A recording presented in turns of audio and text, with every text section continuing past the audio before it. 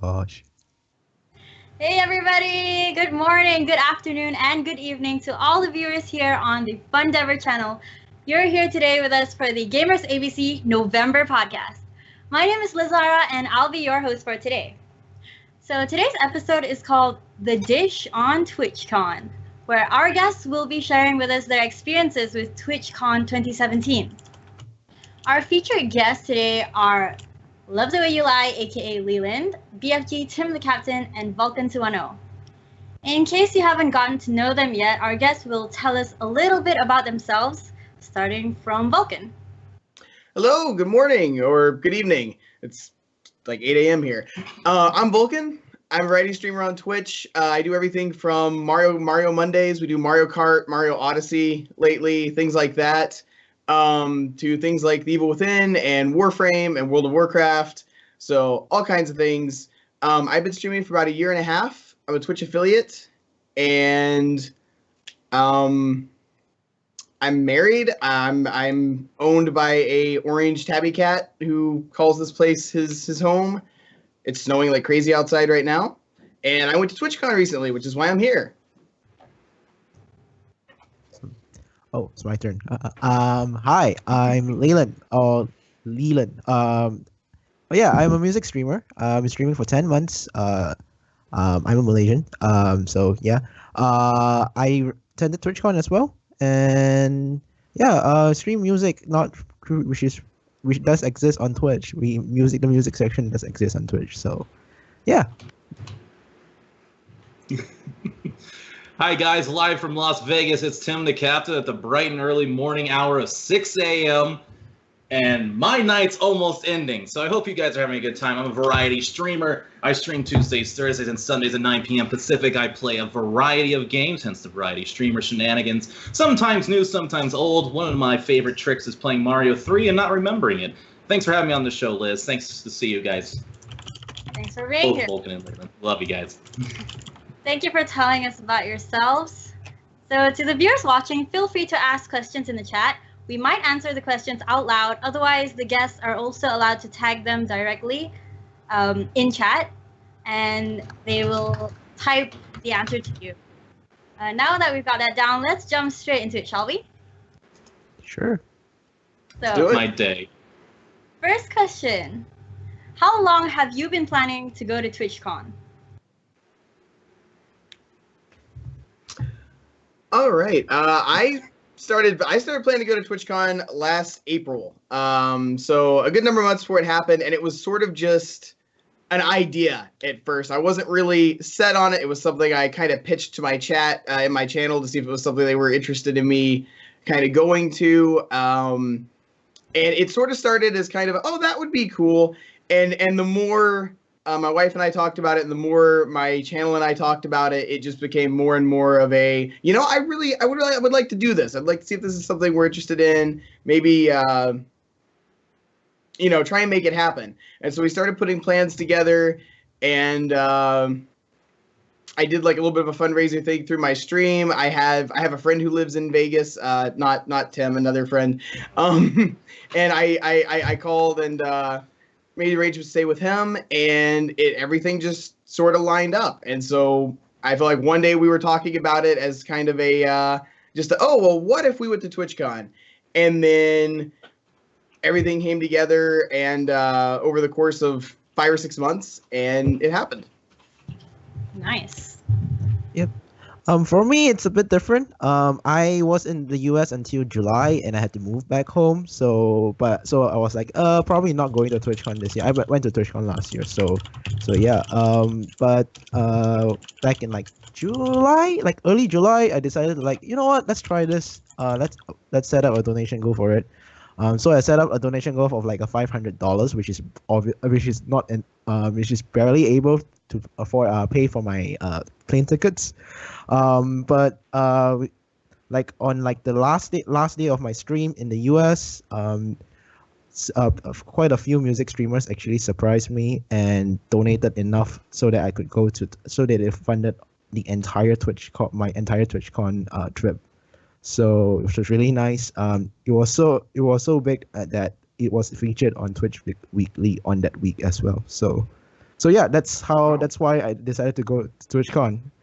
I had to tell them, it's like I have to get my visa first, and it got approved in September or so. So it wasn't really nice.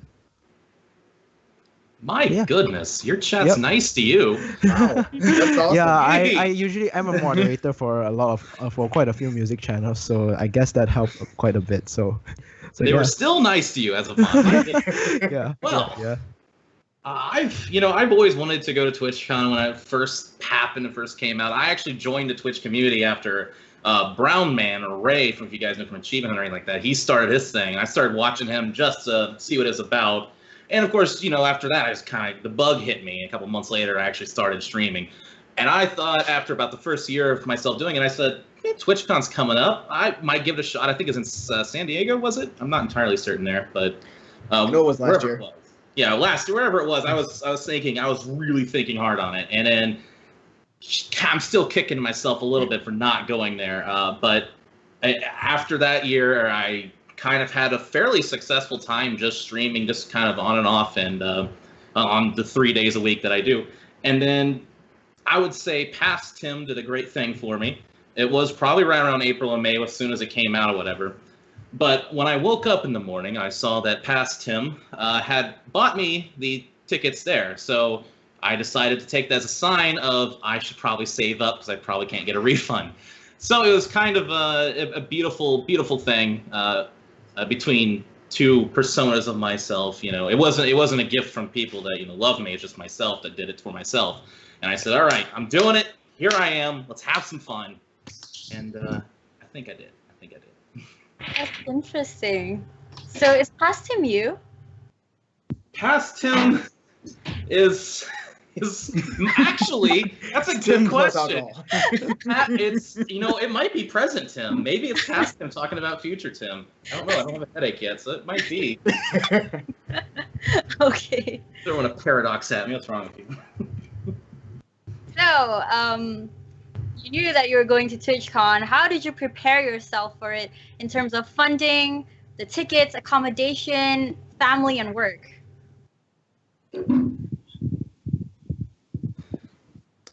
Well, I guess I'll jump in on that. As far as work, I do this full time. So my work was basically posting in Discord and begging my viewers not to hate me while I'm gone for like 5 days or to forget about me. But as far as funding, I did do some funding through the stream and tried to make it as cheap as we could. I know we took like a red-eye flight. We left at like 10 p.m. and got in at 2 in the morning or something. And then I stayed with a friend who lives in LA, which is about 45 minutes, depending on traffic, or it could be 3 hours from Long Beach, which is where the convention was. So that actually saved a little bit as well. Nice. And so we took what we did get from the stream, the goals we were able to meet, and then just combined that. We basically said, we set a goal that didn't really quite cover the whole trip, and we basically just said, look, if we can get this much, we'll make it happen. We'll cover what we have to. We're gonna stay on somebody's couch. We'll make this happen if we could just get to this point. Which we did a couple months before TwitchCon. So then we were able to go ahead. We went ahead and bought the tickets pretty early out. So I think we got like a little bit of an affiliate discount. But as far as finances and everything, that was basically our plan, was to see if there was enough interest in the community to help us out with that, and then make it happen from there. I mentioned a bit about earlier, but I'm almost entirely through donations and from the stream. And I basically, once I got all of them, got my visa approved, I basically bought my ticket. It was actually a ticket through, I think, China Eastern, so it was like a really, really cheap flight. So, but yeah, that's how I got it. Accommodation wise, I managed to find one of my music streamers that I mod for. He actually offered me a place to stay. He lives like 20 minutes away from Long Beach, so that's why I could stay at for like a really, really low price. I see. Well, knowing that I didn't have many friends in the LA area, I decided to call my friends at Days Inn, and they said, sure, pay a little bit, you can stay with us. And it was a really good deal. I bid it like months in advance. I even called to get a lower rate because, I'm that kind of person. And after all that was set up for me, I had a little bit of savings put away anyway, but I decided to maybe use a weekend or two and maybe not drink. And I basically had the money ready to go then and there. So I essentially had it basically assembled. And I think since I had so many months in advance, I was able to do little by little by little. So it didn't really affect anything in my day-to-day life. So all the bills are still paid at the end of the day. That's what matters. And there I was. That's awesome. So I noticed that you guys contacted your friends. I'm not sure about the captain. What do you mean by friends at the... What's that, a hotel or something? Oh, yeah, it's a hotel. There's no friends there. I went by myself. I had a fun time. Yeah. You should get friends if you want to go to TwitchCon. Friends who live in... I made friends. You wear this, you make friends. You're good.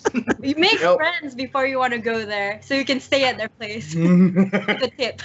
So basically, you want to use your friends. I mean, that's what friends are for, right? All right. So thanks, friends. You have to save up and all that, raise funds. How much do you think it roughly costs for the TwitchCon trip?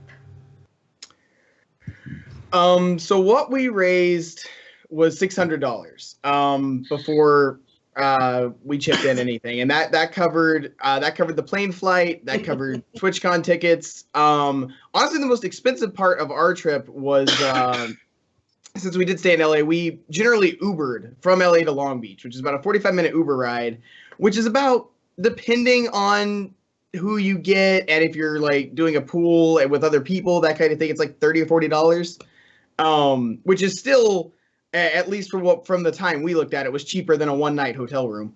So that was the most expensive part. So not counting some optional things like, whether or not you buy a Twitch onesie at the merch store, very important purchase.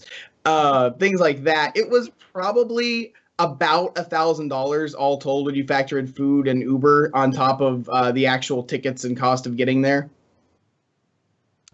Yeah, for me, I was flying all the way from Malaysia, so the plane ticket was like about $780. So yeah, it was really expensive. So I raised about 1.7K before PayPal took their cut. So it was really nice. Think the most expensive part was probably the plane ticket and maybe the food, but I don't remember spending that much. I was there for 2 weeks, so I was there like a few days before TwitchCon to visit LA, and also a few days after TwitchCon to visit other parts of the outside of LA. So yeah.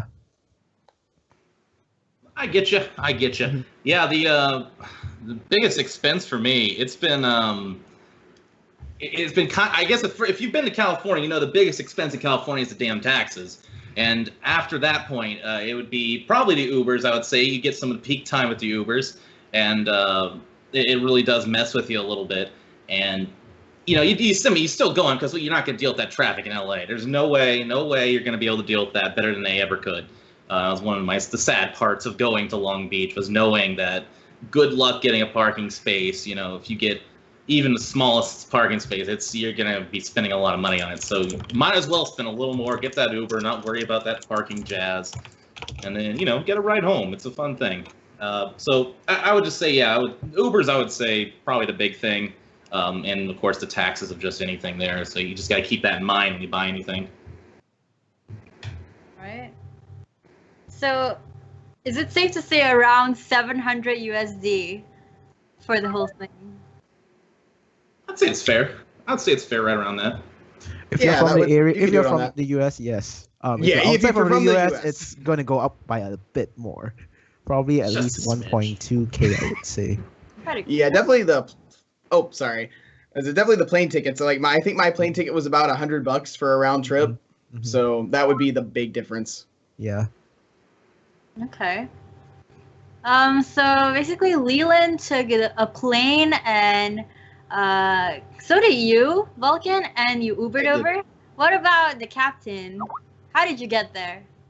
I got there by driving from Las Vegas to LA and then never touching my car again until it's time to go. Wow. Well, I did hit up a Korean barbecue place afterward, but I mean, you know, that comes with the territory. Traffic home. Did you go with anybody? Did you have a friend, or did you go? I went with my podcasts, and it went pretty well. Listened to a bunch of fun, exciting things, and yeah, no, just me, myself, and I. I went with my wife, Rixie in chat. The cat you just saw, Hanyu, he wanted to come, but we decided that was probably for the best if he stayed home.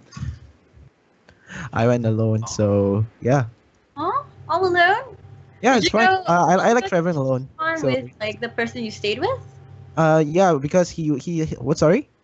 Did you go with the person you stayed with? Well, the person I stayed with, well, I mean, I went to TwitchCon, like TwitchCon itself, with like a few bunch of people because we live like four of us live in one area, one in the same house. But like going to LA, like flying to LAX, that's the one I'm saying that going alone. So yeah. All right. So as you arrived there, what did it look like, and how did it look? What did you feel when you just stepped into that space?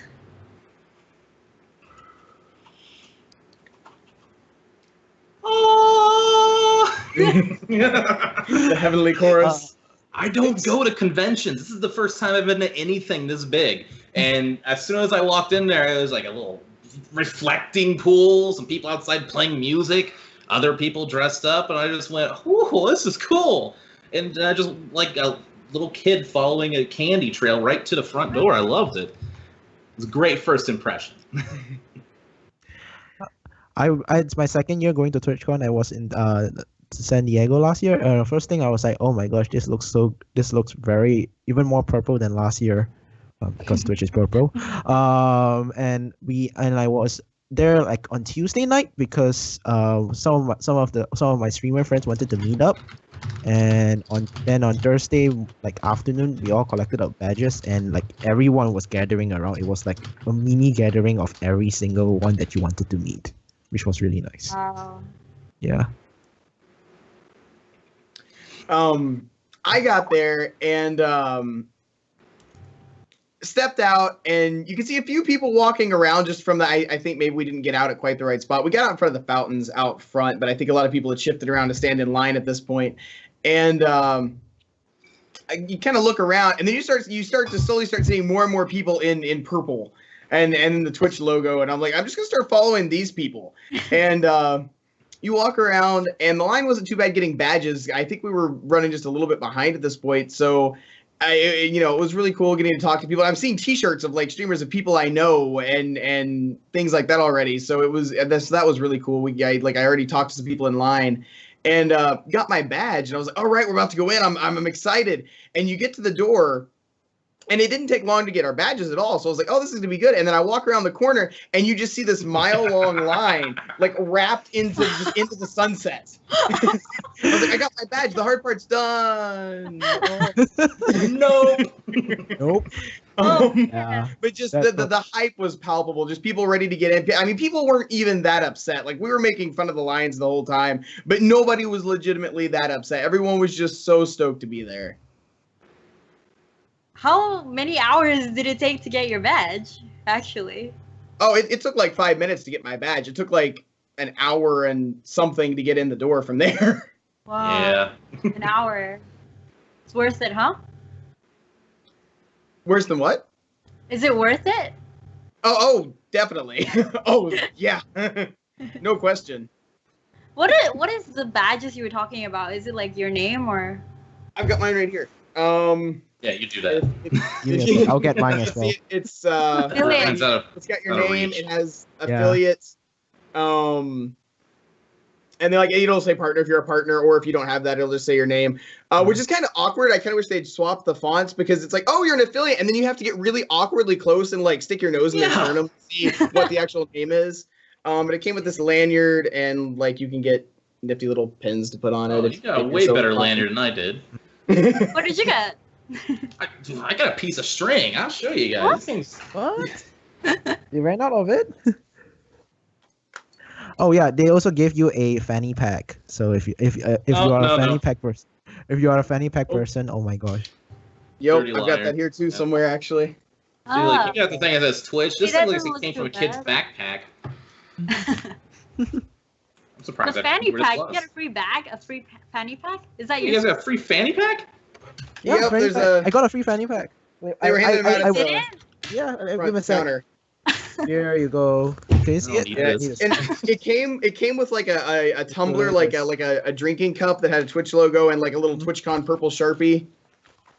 Ah, for autograph. Oh, you didn't get it, Captain. I didn't know. They gave me this. Sad. They must You have been ran out by out the of time I was over there. I don't know.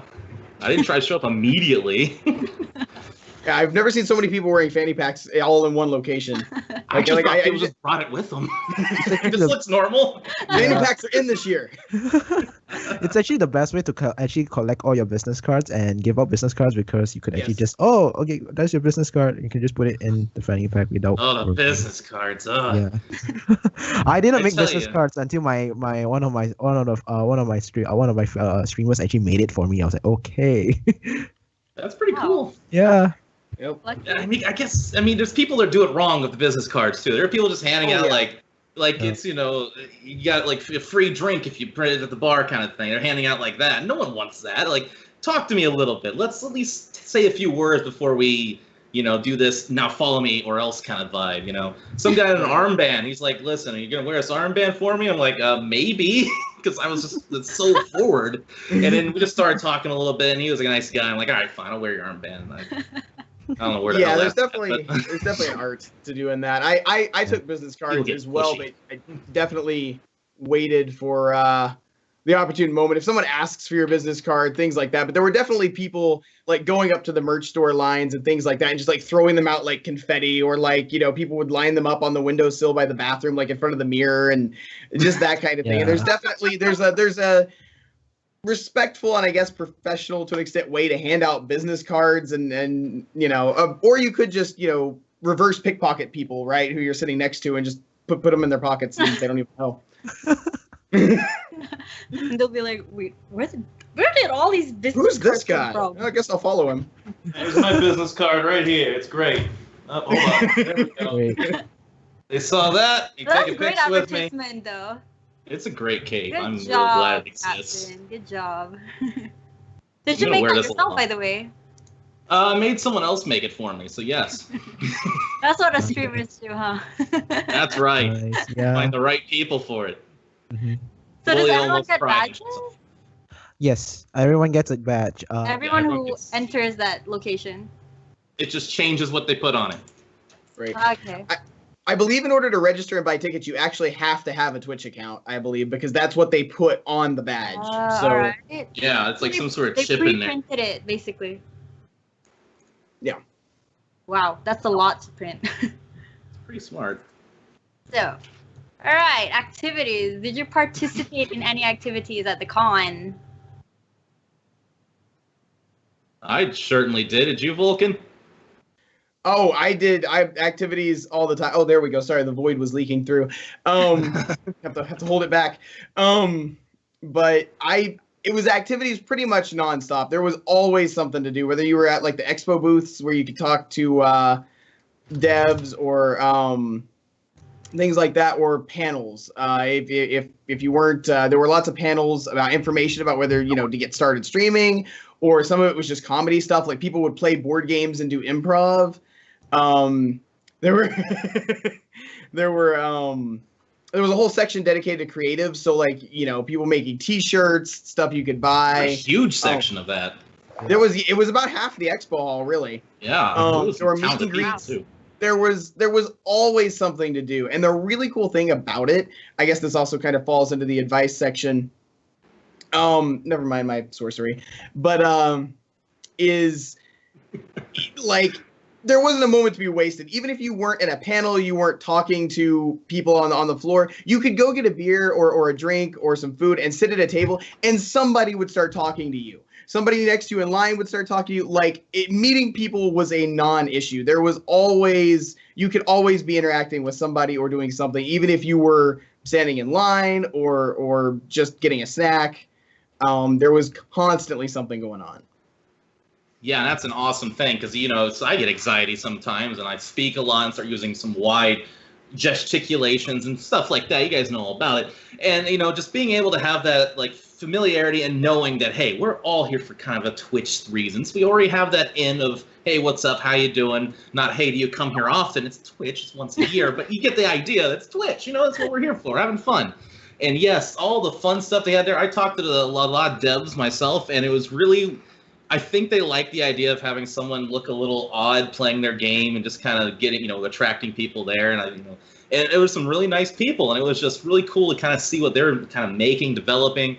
And after going through some of that and seeing some of the beautiful art they had there, some amazing art, I would go to do the little Twitch things. They had a little claw machine. They had a little Plinko thingy that I thought was really cool. And they even had that, gosh, what is that? That new game that just came out on the phones, the giant stage for it. Oh, Lineage Revolution. Yeah. They kind of shanghaied me into doing that, but I was like, all right, let's do this. It'll be fun. And I stood out maybe a little bit, but I had fun. The iPhone by the end of the match could roast a turkey, but I mean, other than that, it was a real good game. It was a fun time. So there was a lot to do. And I said this in chat earlier, but I was the first guy at TwitchCon to get a beer. Of course. that Lineage 2 booth was gigantic. Like, they the production value money on that thing was crazy. They put some damn money into that. I don't know who fronted it. I didn't hear about it at all, and I was like, oh wow, this is a big thing. Like, I had never heard of it. Yeah, so, exactly. The giant stage, like a TV crew there hanging out. They were handing out pins left and right of just grabbing people, kind of pushing them up. They had people dressed up. You could take pictures with them. It was just like they did the full. It's like they were told they're never doing another TwitchCon, so make it good, and they did. Well, and they had, I mean, there were more iPhones up there than your local Apple store. Just about they had like raised podiums with all the phones and everything. And like Tim said, there were people dressed as all the characters. And if you got within about a 20-foot radius, you ended up on an iPhone at some point. How about you, Leland? Yeah, I probably missed the question because I was DC. So what was the question? You participated in many activities at the con? Not as much as I would hope to. I was mainly hanging around in the creative corner and the charity stage because that was like my main focus usually over there. It was what I did last year as well. But yeah, I attended one panel about merchandising. Because I wanted to support one of my streamers that I usually watch. Where it comes to like actually being in the convention and talking around to people, I was basically like on day two of TwitchCon, I was basically walking around trying to find the people I wanted to meet, like one of the gaming streamers called Monkeyism. I watched like since like May of last year. So yeah. Most of my time was spent around charity stage because that's where the music people were at. That's where the people I wanted to meet were at. So, yeah. Okay. What was your favorite event or activity at TwitchCon? Like your number one favorite?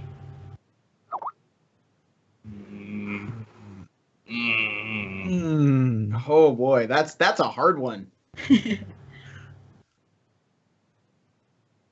At TwitchCon itself, it would definitely be actually being able to watch the people I wanted to watch like perform like music live in front of everyone, because that was like one thing I really wanted to like be there in person to watch it. And it was like they had like a charity concert on Sunday from like 1 to 6 p.m. It was a very long one. So yeah, I was there for the most part. Also the talent show as well, because I wanted to watch a few performers as well. Cool.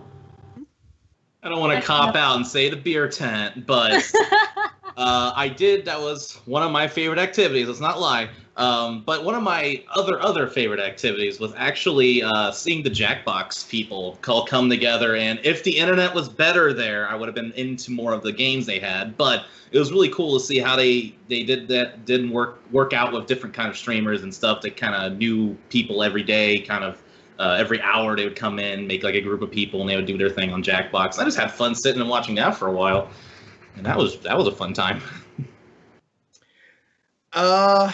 It's hard to pick a favorite because I liked all the panels because they were super informative. You really got to get some insight into people who have been doing this for 10 plus years, things like that. So from like a sheer informational standpoint and just getting some background, that was great. From just an enjoying yourself standpoint, we got to watch a live version of, it's called Co-optional. It's normally a podcast that's done by Total Biscuit, Strip In, Dex Bonus. And they play board games, and then it's kind of improv comedy on top of that. And it was hilarious. And you can watch it weekly, but it's also, they just got up in front of the auditorium and just played a whole bunch of games. And it was a lot of fun.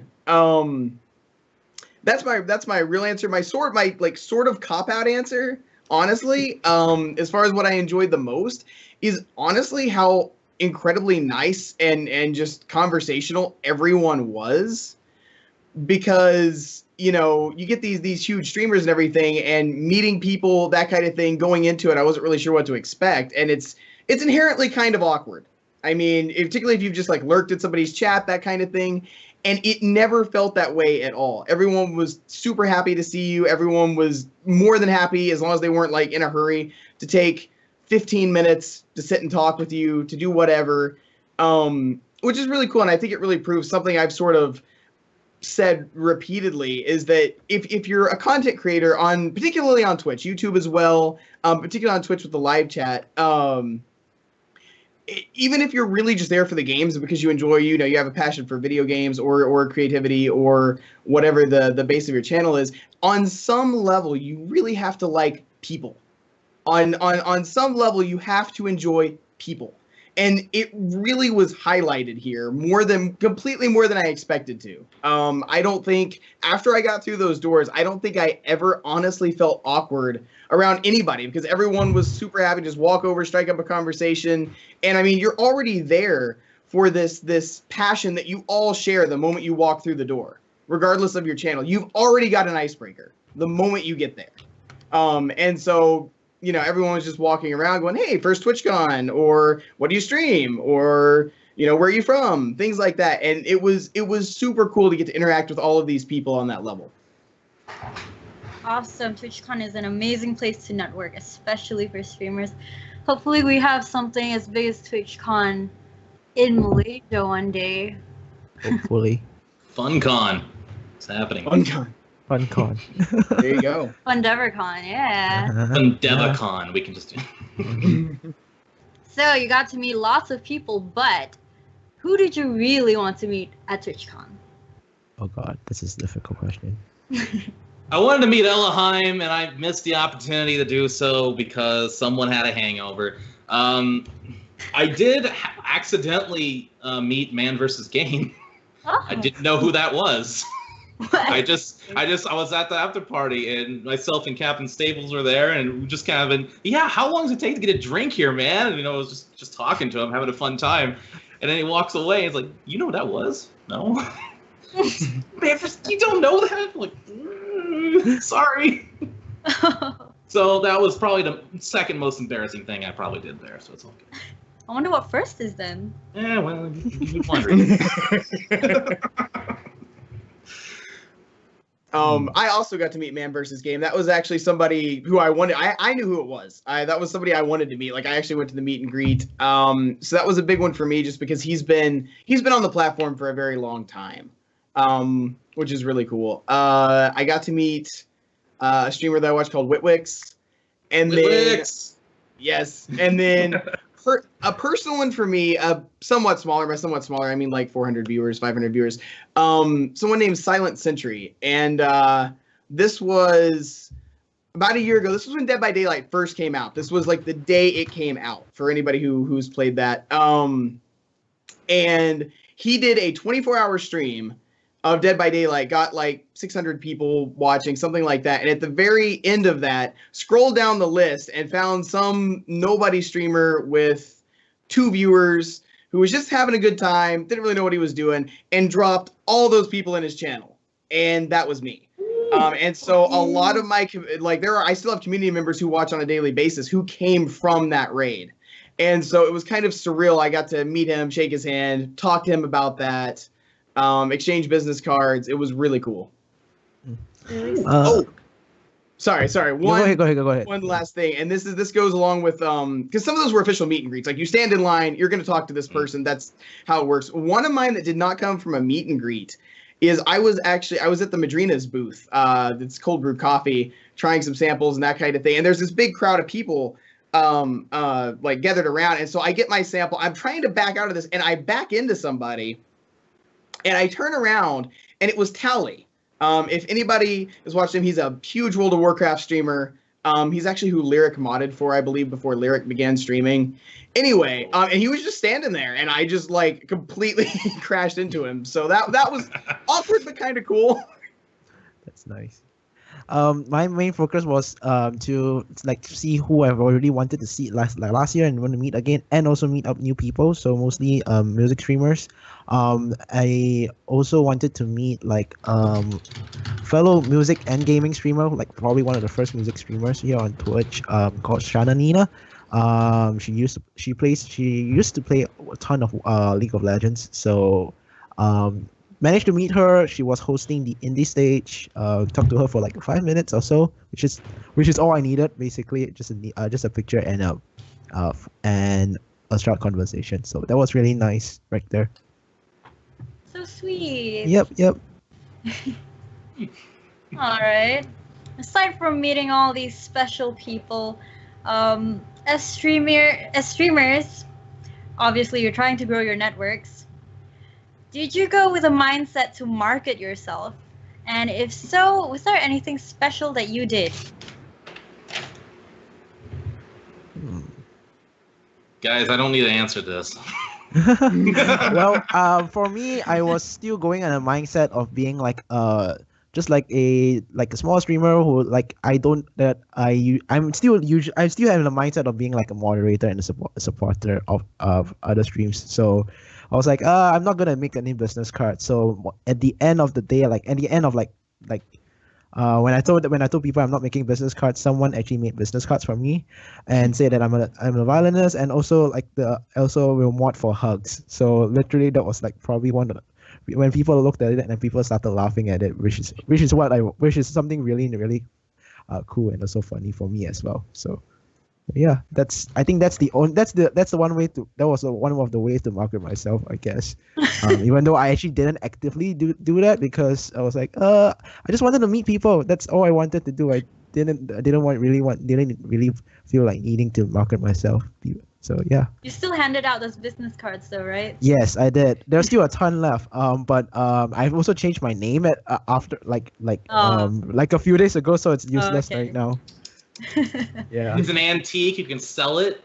You can sign it and send it to some of your top people. It's an antique. Once I become famous, right? Yeah, that's probably what I'm gonna do. There you go.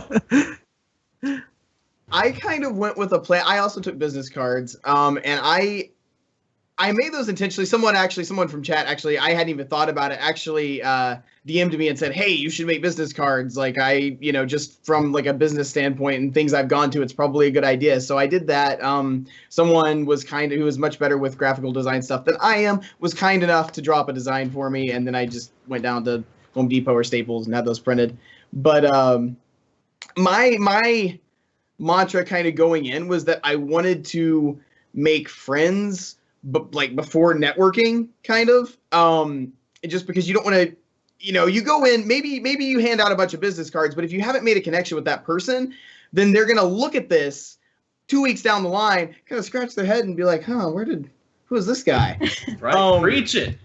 And so I made it my personal goal to only hand out business cards after we have talked for 10 minutes, 15 minutes, whatever, or if it was asked for. I would rather leave an impression on that person than try to do that, because it's better to have a big group of friends than just like random contacts who may or may not remember who you are out of the blue a month from now. And so that was really like marketing myself. While, you know, something awesome that I sort of wanted to do took a backseat to just meeting people and trying to interact with people. And one of the things I hear a lot, and I think Tim will probably back me up on this one. Somebody I talked to, one of the bigger streamers I talked to at one of the meet and greets, he said, "Hey, I'll give you a piece of advice before you head out, because we talked for 15 or 20 minutes. If you want to meet people," and this is coming from someone who and he said, this is coming from someone who hates alcohol, go drink. Go to the after parties, go to the beer tent, go wherever, and just talk with people. So my strategy for selling myself was really to not sell myself, if that makes sense, was to come across as a human being rather than a brand and a marketing ploy. Connect with the heart first. That's right. As people, you see people that both do it really well and really poorly too. Because if you're in that big group of all those streamers, they're all kind of like alpha types that they have to lead a conversation. They have to be like they're not the center of attention, but they are performing a lot of the time. So you get all these kind of people that are in their mindset of people watch me, people watch me, people watch me. And they all trying to talk to each other, and you can have good conversations, and you can have really annoying conversations. And I tried to at least make sure I was on the other side if I could. There were many times I was just silent, and I just let them keep talking, and just like, okay, it's nice. Can't leave the beer tent, but I guess I'll still listen to you for a little bit. That was kind of, yeah. Here I am mumbling. Yeah. As streamers, I know for me, and I know probably a lot of people there, like Tim said, we talking a lot, used to be on camera and basically carrying a show. So if you're ever at a loss for how to talk to somebody who creates content like that, whether it's a bigger streamer or somebody, ask questions. Just lead with a question, and we will run with that for the next 4 hours. Yeah, don't worry about it. We'll take care of it. Yep. So Captain, I know you actually advertised for Fundever, didn't you? Oh yeah. This Did anybody bad boy. ask you about it? Did you manage to tell people about it? I got so many people taking selfies with me, and I don't know how many people actually posted on the Fundever website, but I was surprised because I had dozens of people just take pictures with me. And I said, hey, post this stuff on Fundever, you can get a prize, or just big community of a lot of people that want to watch people, and it's not not as well known here. It could be a niche group for you. And, of course, with that and talking and being a friend to them. That was always my main thing. If I meet someone new, I just talk to them as if I'm already their friend. What are they going to say? It's, we're good friends, and that's how I'm going to treat you. But yeah, I did this thing, and, I gotta admit, I think it went really well. I hope Lilia can hopefully back me up on this. I hope there's a little bit of an uptick that I can just associate with myself with no evidence. And it was great. I had a fun time. I love the Fundever community, and that's why I decided to rep them. It's a great place, and it looks good in this. Come on, it looks great. Really awesome thing you did for Fundever. Thank you, Captain. Hope we get more recruits. That's right. All right. Here's a question from Lilia herself. One of the things that nobody really expected was that watching people play games would become a thing. How did it feel walking into a convention full of people who do and found success doing exactly that? In a word, amazing. I think. I actually read an article just the other day talking about the start of Justin.tv before it became Twitch and before everything. And that started as just some guys who, as part of an experiment, filmed part of his everyday life, basically stuck a GoPro on his hat, and just that's what it was. And then they got a bunch of requests from people who wanted to film their own stuff, except the primary request, and apparently they were really kind of caught off guard by this, was, hey, I want to stream myself playing video games. And they were like, okay, I mean, if that's what you want to do, I guess we can make it that. And then it blew up into this whole thing. But it's really cool, particularly if you don't have a lot of streaming contacts, or if you're starting out without a big background in it, meeting just a bunch of like-minded people. Like nobody at TwitchCon is going to judge you for being a content creator because that's why everyone's there. Like you're in, like I said, you're in, all these people share this passion. So it's really cool to go there and you don't have to justify this to anybody. You don't tell somebody that you stream or you make content or whatever, and they go, but how do you pay your bills or what do you do? Like nobody thinks that's weird because there everybody's weird. It's a nice feeling. Yep. Right. I think it was like surprising for some people, and also pretty really nice. It's surprising in a way that you would never expected that someone who's really extroverted, like on stream, could be extremely introverted in real life. Like some people like I've talked to are like, hey, how are you? And they'll be like a bit, they were talking in like a really shy manner, and I was like, okay, cool. Never expected you to be like that. So yeah. There are also introverted streamers who actually have like an extroverted side on stream. So yeah, it was pretty surprising. For me, it was the ultimate case of imposter syndrome. I walk in there and I go, these people are way better at every single game that I could possibly be. They're better at making friends. They're better at doing all this. But I'm going to push myself. I'm just going to act like I belong. And then it turns out that's what everyone else is kind of doing their own way too. Like, it's a nice feeling to be able to just walk out there and just be able to be you and not worry about it. And Vulcan made a very good point. No one's there to judge you. And it's a weird feeling. And now I think about it, yeah, people can judge you pretty harshly. They don't really know anything about it. They don't know how big of a thing this is. And it goes to show you that, there's still progress that needs to be made, but it also means there's growth happening everywhere. And, hopefully we can keep this thing growing. Yeah. I know with the imposter syndrome, there are, I mean, that goes for me as well. And I know there are much bigger streamers who have the same thing, who have, their own issues they're going through. And so I guess something to keep in mind with that, and because I've talked to people who have dealt with that in different areas of their life and everything, is you're kind of the same as everybody else in that sense, and that everybody is there's a lot of people who are kind of fake it till you make it kind of thing, whether that's because they're a really popular streamer who is much more comfortable behind a camera than standing in line and shaking hands, or, what have you. That sounds like it feels amazing, man. To be in a convention full of people just like you. But then there's the outside world who kind of look down on people like us, or they just don't understand. So in relation to these people, what are your hopes for the future for streamers like us?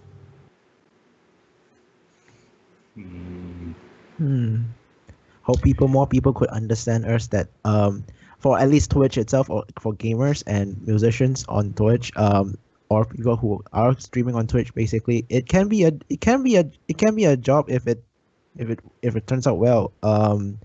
And just because we play video games doesn't mean we are not doing anything. So yeah. I think a lot of people who aren't directly in the Twitch community or the YouTube community, anything like that, underestimate the sheer amount of time and work that goes into creating content, as well as how exhausting it can be. Just in terms of, you can't say, oh, I'm not feeling real great, I'm going to put my head on my desk for 10 minutes. You can't take little short breaks like that. And I hope people kind of come to realize that, as well as maybe there being a more defined, and I think Twitch is taking steps with their achievement system, a more defined path for, okay, I want to start streaming, and then, I really enjoy it. Where do I go from here? And that it becomes a little less of a kind of this Wild West gray area, both in terms of making it, but also just in terms of acceptance in the world in general. One of the panels I sat in that was just like candid talks from veteran streamers, it was Gold Glove, I believe, if anybody knows him, who was talking about one of the hardest things he had done as a streamer. He purchased a house, and he said it was hands down the hardest thing he had ever done. And a couple of people chimed in and said renting apartments as a streamer is hard as well, because normally you have to provide a paycheck, proof of employment, you know, all this other stuff. And he said, you know, I would try to give them the little email I get from Twitch, you know, on a monthly basis or whatever for my paycheck. And they'd go, is this a real job? I don't think does this really exist? Where are you getting this money? And he had to actually, it took months, and you had to find like a specialized lawyer who was willing to do hours and hours of research to try to figure out how to do that. Things like that. And then not to mention when it comes to anything like filing taxes, you know, anything in the government or the world, I guess at large, where your average person maybe is not a Twitch viewer, it can be really hard just to do basic things that are like, I have money. I want to give you money. Why aren't you taking my money? Can be really difficult. And I kind of hope that we move out of that gray area so that it's more acceptable as a whole, and that, oh, well, I want to stream, or I want to, you know, be on YouTube, and I want to maybe one day pay some bills with that. Isn't such a crazy, ridiculous concept. I agree wholeheartedly. I was actually hanging on to Vulcan's every word there, because it's the kind of idea of this isn't a real job, and we've all heard that kind of jazz all the time, and you get that with people who like make apps, like, you know, stuff like that. You know, remember when these things weren't even a thing? You had the flip phones, and you had that sweet Razor in 2003. But other than that, you know, these things didn't happen, and now everyone practically owns one, so they make apps for them. They're like, oh, these are little stupid games, but these games have been researched really well to do the right thing in order to take, you know, money. Sometimes do it better than others, and sometimes they're not as nefarious about it, but for the most part, you can make an app and make a ton of money, and no one could believe that kind of vibe. And the same thing here. There are people here that, you know, they can make a living just being entertaining, doing video games, or doing music, or being a better artist than I could ever hope to aspire to be. It's a beautiful thing to kind of see that it's still growing. It is still growing, and I liked that it's still growing, because, you know, no one thought anything of Bitcoin, and then now a lot of people are kicking themselves for not jumping on that Bitcoin train. So we're kind of hoping that we can get some Twitch coin ready to rock here, and we can ride that to the top, baby. That's what it's about. There we go. Yep. It's just a matter of time, isn't it? That's right. We need to educate people outside of streaming, content creation. We do our best by like podcasts like these and alerting the others on our social media. Everyone who supports your Twitch and YouTube and content creation in general should join in and spread the word that this is actually a normal thing, so that other people can be more accepting. And maybe, who knows, laws will start to come in for people who wants to buy a house. All right, here's a question from chat. What were some of the things you didn't expect to see at TwitchCon? It's not from Toka, right?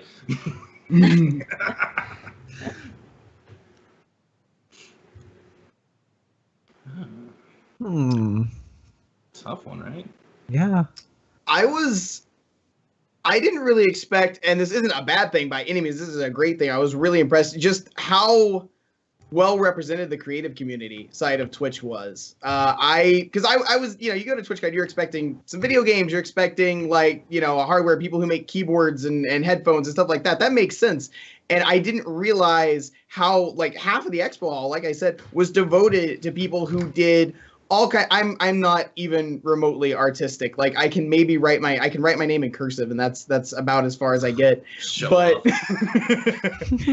it was incredible seeing all of these booths, and you could do like custom pieces, and people did T-shirts and pottery and music. And then at the end of Twitch, one of my favorite parts that I didn't expect, he says there's not enough of a cat representation either, was the talent show. Was phenomenal.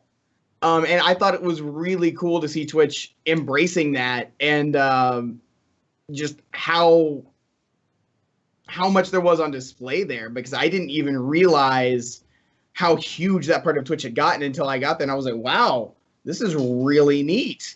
Like this is really well done. And of course all the artwork, you know, was Twitch or gaming related or had some sort of vibe like that. It wasn't it was all things that, you know, you look at them and be like, man, if my wallet wasn't empty right now, I would have so much stuff to hang in my apartment. Oh, Leland's off. um, a little bit of technical difficulty here. Oh, what? All I did was chat about Toka in a bad way. I get kicked. Karma. Good thing he'll never know what I posted. Oh, and Leland's back. So, did you catch the question? Yeah, I did catch the question. It got ripped on me. I have no idea what happened. But something that I did not expect was what actually Vulcan said. I went to last year's TwitchCon, and the Creative Corner was bigger than the first year, which was in San Francisco, which I did not go to because I didn't know about Twitch then. But on this year, I was like, okay, it's gonna be a bit more bigger, but I did not expect, as what Vulcan said, it would take like half of the expo hall. Yeah, so that was one of the big things. Second of all, I didn't really expect how big TwitchCon was, because last year it was like probably half of the convention center, and this year they said it would take the entire convention center, and I thought it would be about the same size, but it was actually much bigger than last year. So that was a really nice thing right there. The number I heard is there were like 50,000 people there this year, I think. Yeah, last year over the course of the weekend. Yeah, last year was like, I think 10 to 30,000. I don't really remember the exact number last year, but it's definitely one more this year. Judging from the lines alone. So yeah. Anything, Captain? I'm afraid I might have missed the question during my slight panic there. Could I listen to it once more? What were some of the things you didn't expect to see at the con? Okay, one big thing for me is, first off, the art, as was just mentioned, is just a huge part of it. And it was amazing to see all those things. And I also really like the little, I call them the little music tanks that they put out there, where it's like all glass and people are kind of playing in kind of a soundproofy area. And they're still doing like their little streaming thing there. And I also loved the giant 2-story arena they had in the middle of this thing. It was awesome. I didn't get to experience it, but it just looked really cool. And it was a nice a thing to see. You know, it was really cool to mess with people on the side because they had glass. What was the arena for exactly? H1Z1, if I'm not mistaken. Was it H1Z1? Yeah, H1Z1. I keep wanting to say PUBG, and I just know I get yeah, slapped it was like, H1Z1 or PUBG, but it's H1Z1. Okay. Yeah. Did you play that? Anyone? They wouldn't let me. No, that was, a lot of. It was an hard to get in. invitational thing, and also you had to sign it up beforehand, on the first day itself. You have to line up for a long line before you actually could They get killed in the first 5 minutes. Screw that. Yeah. All right. At this point, it's been an hour. We're gonna take a short break, about 5 minutes. Just you can go for a potty break or grab another beer if you like. Grab a bottle of rum. You know your audience too well.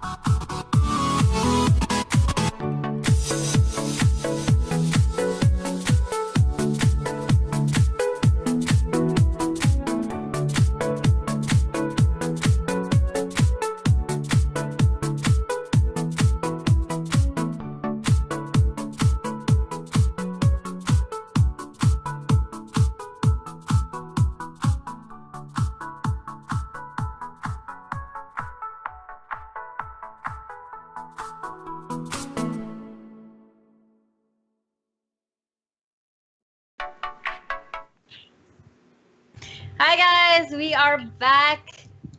This is the part 2 of the Dish on TwitchCon, and a lot of you guys have asked some questions, so now we're gonna address them. There's one from Asura Delian. Did you guys meet any of your fans while at TwitchCon, and what is the feeling like? I can answer this first. I don't have many fans, and if any case, I'm the fan. I'm not the person who has fans. So yeah, it was really nice though. I didn't know a lot of people there. Like I didn't have anybody specifically I was going to go meet up with, but there were a few people that we knew beforehand who we were able to connect with, which was really cool. It was really neat getting to see people and like go grab food with people, in real life rather than just, PMing each other on Twitch chat with lots of, kappas thrown in. I think probably the one that stands out in my mind though is I actually had somebody who I didn't realize this, who was there, who I managed to barely meet at the end of the convention. We kind of played phone tag the whole time and never managed to meet up. And at the very end, after the ending ceremony, we managed to meet up, shake hands, say hi, had like a 30-minute conversation, and it turns out I actually inspired him to start streaming, which I hadn't realized. It was kind of surreal. I got a little choked up actually. I was not that. I guess when I started streaming, that was never something I expected to hear from anybody, because I went into it with no expectations of getting big or full time or making it or anything. I just kind of did it for my own benefit a little bit because I thought it was a fun thing to do, and so that was kind of a crazy thing to hear. Yeah, actually, someone yelled at me and said, "Tim, I know you." I'm like, who are you? I don't know who you are. I didn't know where it came from, and then I lost track of them. And then at the after party, they came up to me. It's like, "Yeah, I don't know if you remember me, and my name, is blah blah blah." I'm like, "You're like the first person that ever donated to my stream, and you're from Canada, aren't you?" He's like, "How you remembered?" I remember we were watching, or when you were playing Super Mario Sunshine. I went, "That's like 3 months after I started. Like, that was a long time ago. How do you remember that?" Whatever, high five. And it was awesome. We had a nice little picture, a good time. It was just really kind of cool to see that, because, someone yelling out, "Captain, I know you." Whew. That was a fun thing. I did meet up with a couple people from my chat as well, but that was more pre-planned. But I gotta tell you, I mean, as someone with a rather large ego, that was a nice feeling. It's a nice feeling. I'm gonna try and make more friends that way. Yeah. By people recognizing you. Nice. Okay. Here's one from Necray. Do you think they'll ever take TwitchCon worldwide, like to other regions such as Asia or Southeast Asia? Because there's quite a lot of us streamers here too. So, yeah. Did they mention that or anything? I don't think that came up. I don't, as far as I know, they haven't really talked about next year's TwitchCon or anything. I'm not sure because, like I think we mentioned earlier, this was my first TwitchCon. I don't know if I said that, but from what I kept hearing, there were somewhere between like 15 and 25,000 people last year. And then this year, there were something like 50 or 51,000 people over the 3-day period, which is a lot of people to cram into one place. And I kind of think if it goes, I mean, I think it'll leave California at some point. Maybe it'll go to the East Coast. Maybe it'll be wherever. I think if it does go to Asia or it does go elsewhere, I think it might be its own separate event. There'll be like TwitchCon and then maybe TwitchCon Asia or something to that effect. I feel like would be my guess. I mean, obviously I don't know. It would probably take a while before I would say it. Maybe like a community meetup first. Like an unofficial community meetup. Well, actually, yeah, a community meetup. Like nowadays they have like a meetup in like that is powered by Twitch all around the US and in some places like Australia, in the EU as well. Maybe that's the first thing probably we can expect in the future. For at least Asia at least. But I would say it will probably take a while before we have actually our own version of TwitchCon. Honestly, I'm kind of surprised they didn't have anything along the lines of just like a regional TwitchCon just for each continent, just kind of Because I kind of get that they kind of want international people to come to this kind of thing. Don't get me wrong, but I still think they should have had some sort of regional thing. I think that might be best for Twitch just as a whole. Like I said, I can understand there could be some sects that may like that or not, but it doesn't mean you can't go to like an Asia TwitchCon, a Europe TwitchCon, Right. Antarctic TwitchCon, have fun with it. But, just something along those lines I think would do really well to spread Twitch to other regions where, maybe some other streaming platforms might be gaining ground on. And, Amazon wants to conquer the world, they gotta try. We need Amazon in Malaysia first, so that's the first step. There you go. Yep. Okay. Here's one from Toka. Are we not answering Toka's heard of questions? Let's skip the question. That's DLC. You have to pay for premium. Let's just give him today. How about that? So you guys mentioned meeting people that you plan to meet. Like, what about the surprises? What was it like to meet big people, like really big streamers? Did you manage to? I don't think I actually met anyone huge besides Man vs. Game. I didn't know it. But I did see a couple people that I know that have been partnered recently, like The Strange, changed his name from Spawn of Odd, but The Strange, and I talked to him for a little bit, and it was really kind of cool to, I yelled at him. I'm like, wow, you clean up, I guess. I barely recognized you. Because that's how I make friends, apparently. And it worked really well, and it was just a really cool thing to have this guy in the little Twitch partner t-shirt, repping that idea, and he had a little posse with him. I kind of talked to everyone. It was really cool. So, yeah, I would say that's... I never really got starstruck or anything like that, but it was just really cool. It was just like, wow, these we do the same thing. They do it a little better, I guess, but, that kind of thing. All right. And one from Varkas. At TwitchCon, what was it like for the affiliates and partners?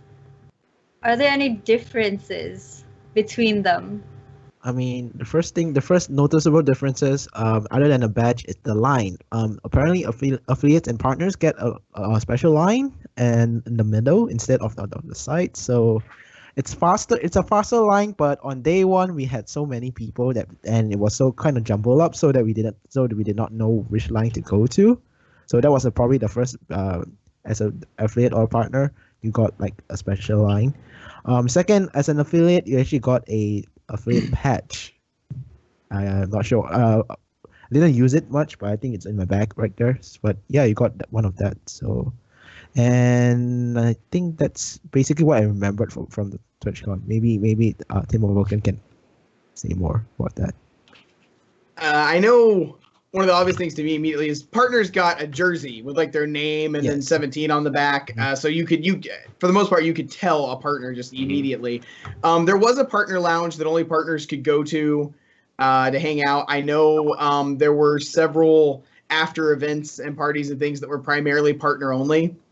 And then like Leland said, that there were different lines. You kind of had an easier time getting into places if you were an affiliate, or definitely if you were a partner. And I also feel like maybe some of the Expo Hall booths, particularly people like companies that were looking to do sponsorships, things like that, really kind of homed in on partners a little more, which, I mean, makes sense. So you definitely got, I feel like, even if you weren't one of like the top 2% or, Man versus Game level or something like that, you still got a little more of the VIP treatment as a partner. There were a few perks to getting affiliate, but not. I feel like affiliate was a little closer to just normal, viewer attendance-ship than the partner. There wasn't like a real big jump there. Yep. Because we have like 60,000 affiliates anyway, so that's yeah. There were definitely we're not gonna get to like everyone, so right. That's fine. Right, I definitely noticed that, particularly in the after party. Now, I'm doing a step back here because I know I'm going to get hit for this pretty hard at some point. There was a nice, beautiful partner line I went basically right to the place where they check you to make sure you're not dumb. And then there was the everyone else line. There was no affiliates line. I don't know if it would have helped, but being able to walk this trail of tears all the way to the damn end of the block and then have to take a right and continue down that block and then go around the corner and continue down even further. It was just like that moment of, oh no, like there's an organizational issue here. We need to figure something out for next year so this doesn't happen. And I made a lot of friends in that line. I actually stood next to the Captain Staples of someone that I follow. I don't follow a huge amount of people. It just happened to be someone I recognized. I'm like, wait a minute, you look familiar. And he put on his little glasses like, oh. But, I'm getting off on a tangent here. But the idea was, in this line, seeing people walk past and just seeing their happiness turn to sadness the further they walked on. I was like, that's something they really need to fix, because after party is a huge networking event. It's not about the drinking, not at those prices. You go in there just to have a nice little fun environment for people, and you do see that there are like partner only areas that they had, and it was just, it gives you a reason to strive for it, but at the same time, man, I was like, oh, come on, just give me a taste of the good stuff, Got that little envious thing going on. I see. Okay. Here's one from me. Since there's so many activities going on at TwitchCon, how do you go about your day while you're there? Do you make a plan beforehand, or do you just go with the flow? I tried making a plan beforehand, but I failed, so I just basically wing it as I did last year.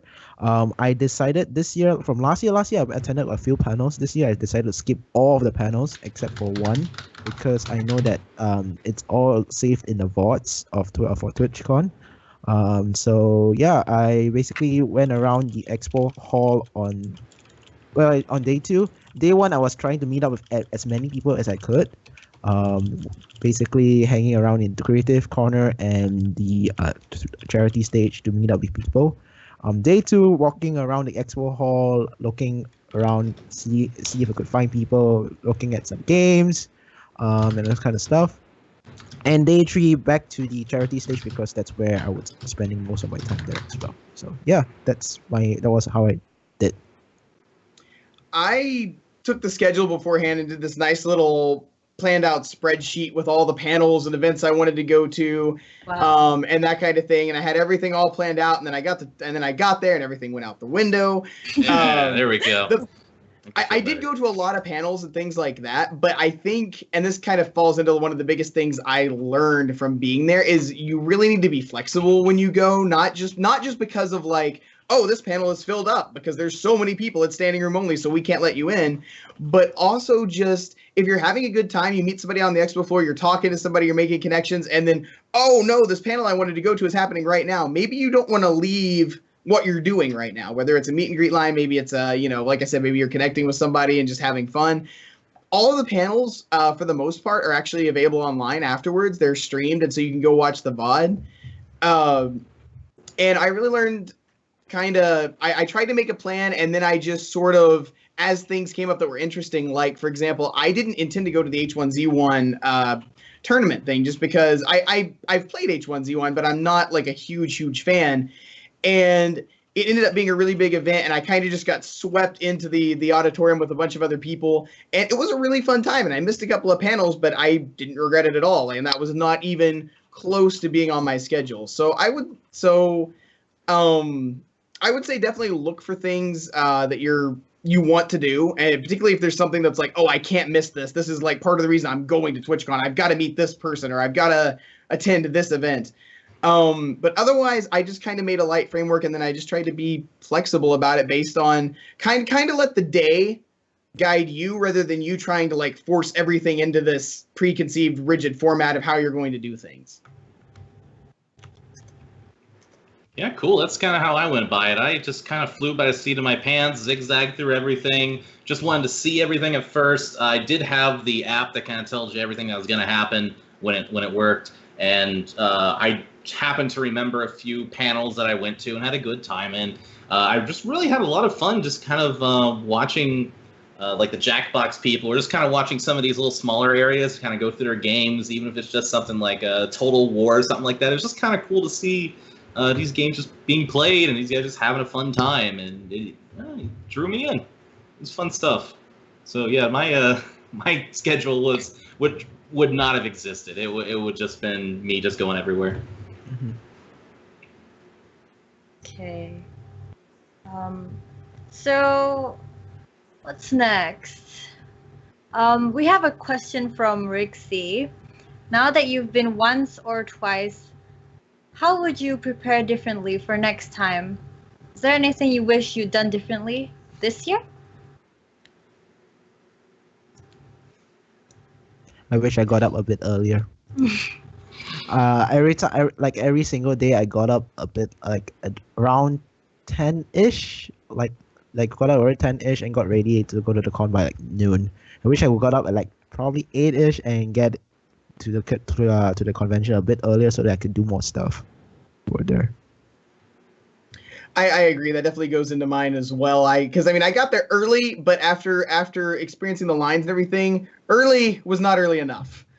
So I kind of wish I'd done that. I think that's really the main thing. I think I might have asked around a lot more, because there were a lot of like after events that were exclusive or and whatnot, but really exclusive meant ask somebody if you can go. And I didn't really realize that, and so I feel like there were maybe a few events, because I know like Blizzard did something, and there were a couple of other things that most people were more than happy to take you as their +1, or to just tell you where it was going to be and be like, just show up, they'll let you in, it's fine. And I didn't realize that was sort of the just how that worked. That's news to me. No one told me that. Gosh, well, I could have had. All right, well, it's okay. Don't worry about me.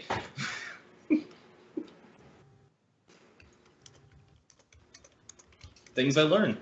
I hope they're put in a place they have a little bit more flexibility, that if you could drive to it and you don't have to deal with the crazy traffic around it. I know it's in a dream, but it's just I kind of felt like I had to be in that area, or else I'd have to take an Uber during peak times, and what's the point of that? It just kind of felt like I should have looked around and just kind of seen if there was another way that I could go to different areas, kind of explore the area around TwitchCon as well. Rather than feel like I was stuck in that one little area. But Vulcan got around the money. It's from October 20th to 22nd, right? Yep. What time did the con open in the morning? Or is it like a 24-hour ongoing thing? Oh, it's not a 24-hour thing. It's the first day it opened at I think noon. Yeah, noon, because the keynote was at noon. Second day was at either 11. I think it was 11. Just opened at 11 after the line fiasco of day one. Yeah. So and day two was like a bit earlier. Day 3 was a bit earlier as well. So. And it generally went till about 8 p.m. Mm-hmm. at night, and then everybody would like filter out into the surrounding areas and just completely blindside all of the locals who were not expecting 50,000 people in purple shirts to suddenly show up that evening. Thanks. And capes. And capes. People look at you weird for some reason. It's like as if they don't know what TwitchCon is. It's crazy. There must have been people cosplaying there too, right? You can't be the only person wearing a cape. God, I thought I was for like a little bit, and I finally saw someone else. I was like, okay, all right, good. Like the first con. I don't know what to do. I think you did it pretty well, though, Captain. So, were there any cosplays you wanted to see or managed to see? I mean, there was a cosplay contest going on in TwitchCon. I think it was either day 1 or day 2 of it. But also there were people also walking around in various cosplays. I think one of them dressed up like a really like a black and white detective. So it was really cool. Oh, cool. And obviously Dr. Disrespect dressed up as Dr. Disrespect, so it was really cool as well. I think he came in a Lamborghini too, so did. It was really cool. Wow, really in character. Yeah. I think character streamers were the biggest, I guess, cosplay that I saw, other than the Lineage 2 booth, which was like professionally done. There were some. I saw a couple of cool cosplays. I saw a lot of Overwatch related cosplays. I didn't think there was as much as. So I've been to TwitchCon and I've been to one other comic convention. I've been to C2E2, which is the Comic and Entertainment Expo in Chicago here, and there wasn't as much cosplay as at maybe like a Comic-Con or something like that, or maybe like an Anime Con or something like that. But there were definitely still a fair amount of people go around in various costumes, you know, like I said, Overwatch related, or if they were a character streamer, or some popular TV shows, stuff like that. Overwatch related. You know, it was all about them diva shorts. That's all it was. The tights, I guess. It was diva tights everywhere. It was a good time. Spandex.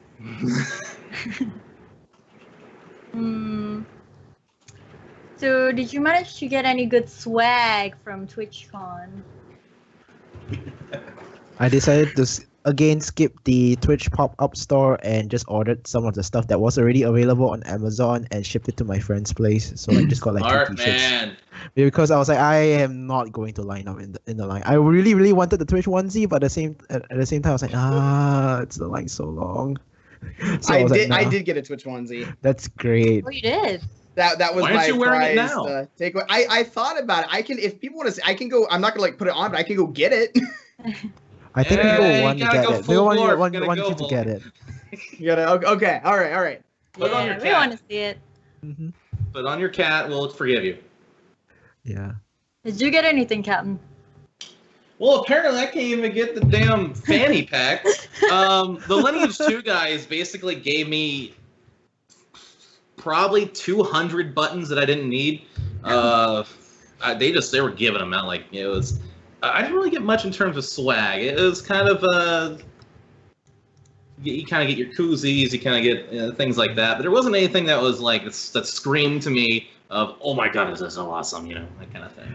I think the most useful one, in my opinion, is actually a Sharpie in purple. that What did says you do with TwitchCon. it? Sorry, what? What did you do with your Sharpie? Oh, it's right here. I mean, I didn't do anything much with it. I just got it, and I was like, oh, that's good. I can use it for some stuff. Hey, all right. When I go there again, you guys are gonna help me find all this sweet stuff because Yeah, I got it. I was apparently lost. Yeah, I got it on day 0 where they actually just handed out Oh. fanny packs. So yeah. Look No, at look at that! Yeah, Oh, nice. Thing comes with thumb holes. That's so Yeah. cute! I can't help. It's so comfy. Adorable. Could you do a turn for us? I don't know how much you can see on the thing, but So we the full one piece. What would you use it for? I learned something about me today. I'm going to use it for my 24-hour streams, so that I'm comfy the entire time. But I mean, otherwise, what don't you use it for? Sense. It's the same for this. I like it. That's brilliant. Hey, you guys, so you say you do a 24-hour stream and all that stuff, right? I don't know how you do that. I'm going on a tangent completely. I just I hear everyone does that. I can't even do like a 12-hour stream. I'll sobering up. So, you know, just props to you for that. Oh, thanks. It's definitely not an easy thing. It's definitely I pretty much lose the entire next day after that because I just gone. Ah, I see. Speaking of It's like a pajama. Cos- It's supposed to be. Speaking of the cosplays, and swag, were there any booths that had these things that were so impressive that made you want to play the game afterwards?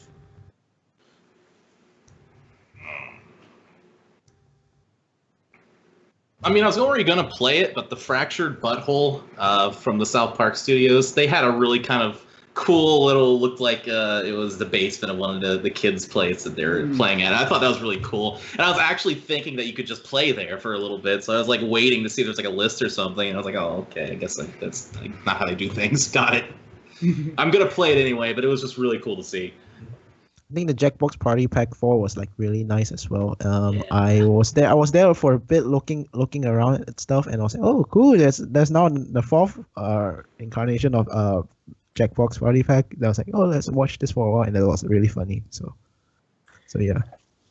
I stopped by the Warframe booth, and I think I played Warframe for the first time the day before we went to TwitchCon.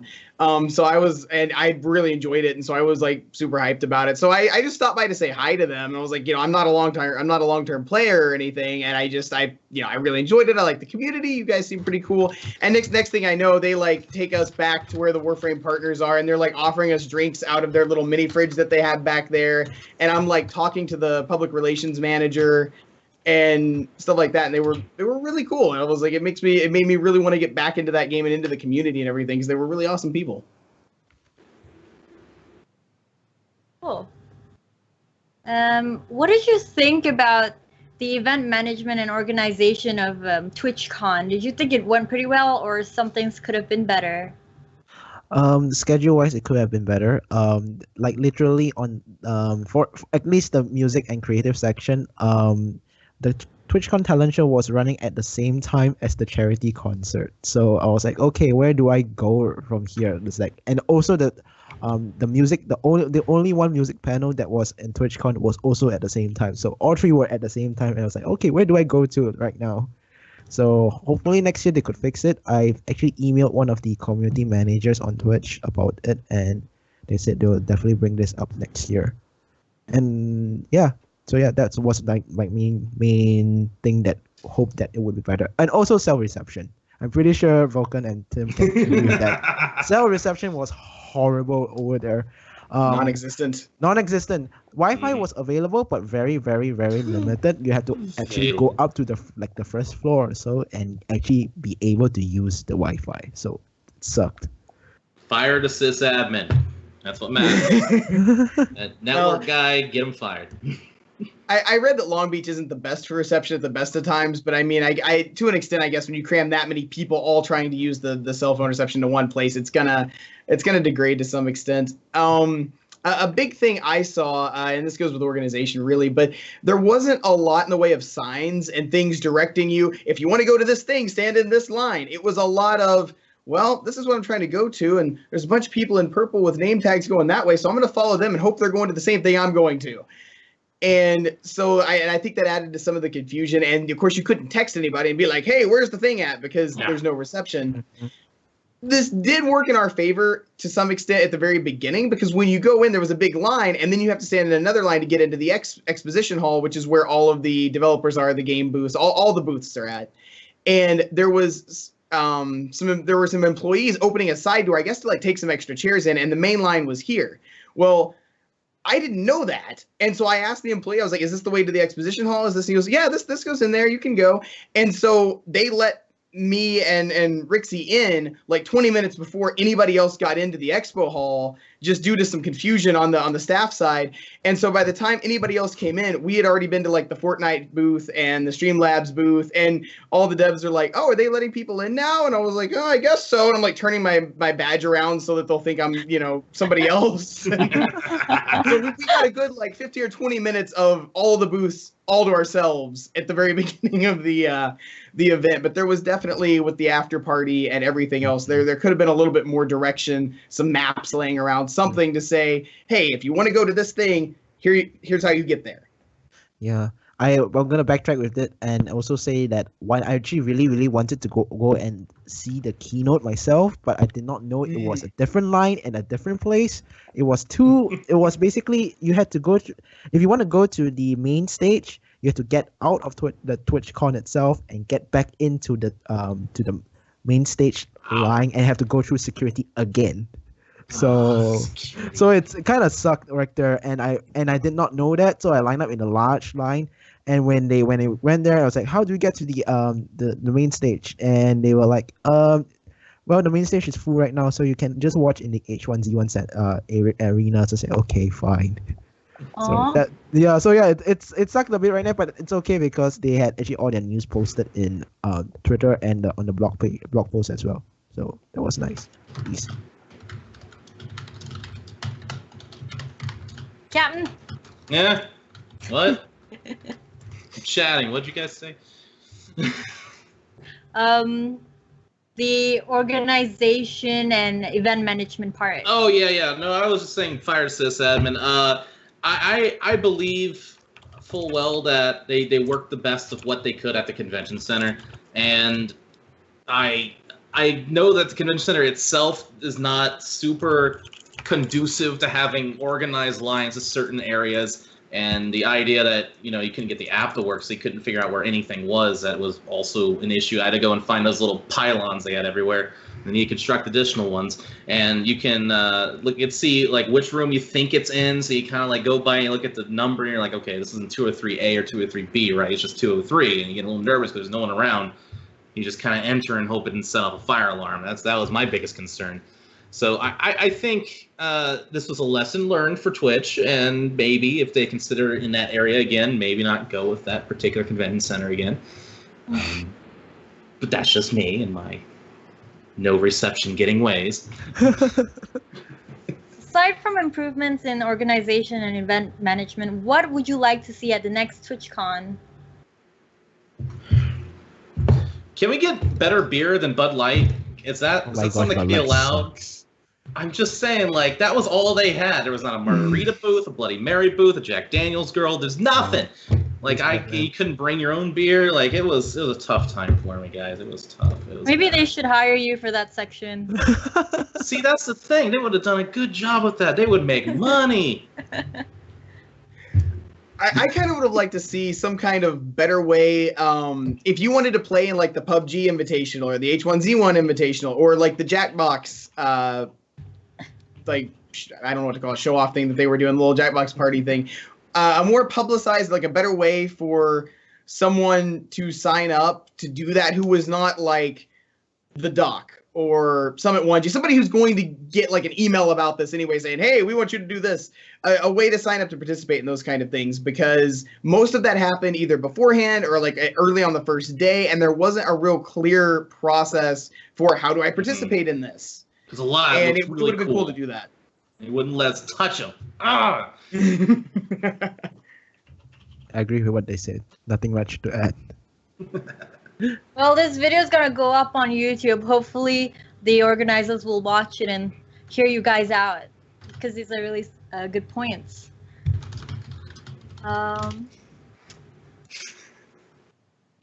Did any one of you manage to do IRL streams while there? Not exactly there, but before I actually went to TwitchCon, I actually did an IRL stream from my phone because I didn't bring any of my streaming gear, so I just basically used my phone and IRL stream, like in the house where I stayed at before TwitchCon. I think it was very difficult to have IRL streams due to the connection issues. I had thought about IRL streaming, but there were a lot of connection issues, and on top of that, there was I didn't really want to be in people's face with a camera, that kind of thing, because it turns out a lot of streamers, a lot of people actually view this almost as much of as like a vacation, as a networking opportunity. And so a lot of streamers, a lot of the bigger streamers and people who were there because they wanted to be off stream.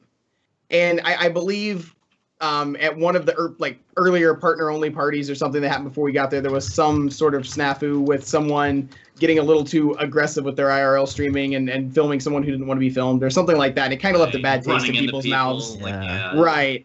Yeah. And so reception. Right. All 2 kilobytes of it.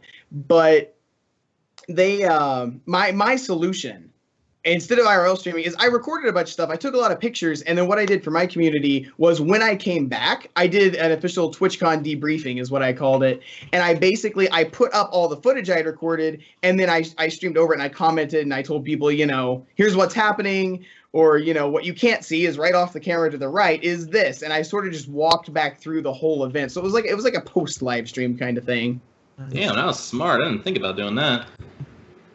I was in the after party line, and I didn't actually do an IRL stream, but I did leave notes to myself, and they basically read like let's say like a lost expedition, like hour 1, food supplies are low, water out, we're not seeing the end, but we hope, and and just kind of continue on that. Hour 2, losing sanity, have been singing this weird song I don't know what's from. We've lost 5 people since we started this line, like we try to make it sound like it was just like a lost at sea kind of thing. It kept me sane, I think, for the most part, and I read that to my chat, and they loved it. I loved how sad it got.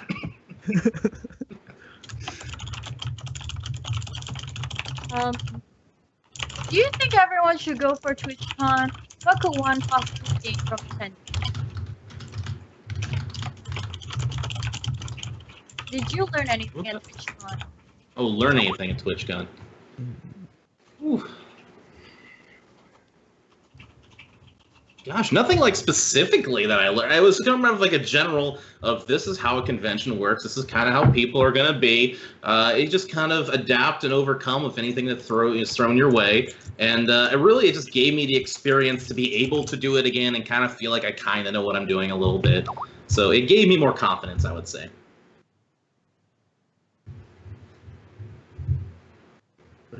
Nothing. I also had nothing extremely like stood out that I learned during TwitchCon. Maybe other than being able to because we all music streamers, we had like an after party at one of where I stayed at after on Sunday night. So it was really fun. We get to meet people. So it's like I basically got to learn like a lot of ways how to like do better in like streaming and those kind of stuff. So I think that's what I did right there. So that I learned. I learned that a lot of the really big streamers suffer from the same problems a lot of small streamers have.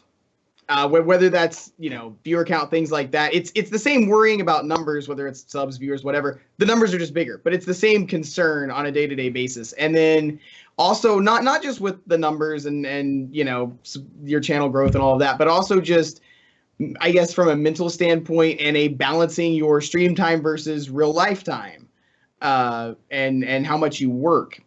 Even when it comes down to spending time with family members, caring for pets, things like that. And it was nice to see that people, even the super successful people, all of these issues are very valid issues. These are not issues that only people who are starting out suffer from. These are not issues that only people who stream this one type of game or stream in this certain manner suffer from. This is all of the concerns that people have when you're streaming, all of the worrying about the future, all of the trying to find time to do things. That is, everybody has that. That's not, just because you're struggling in one particular area or doing anything like that, you're not alone in that. And people have confronted that, before you and are doing the same thing now.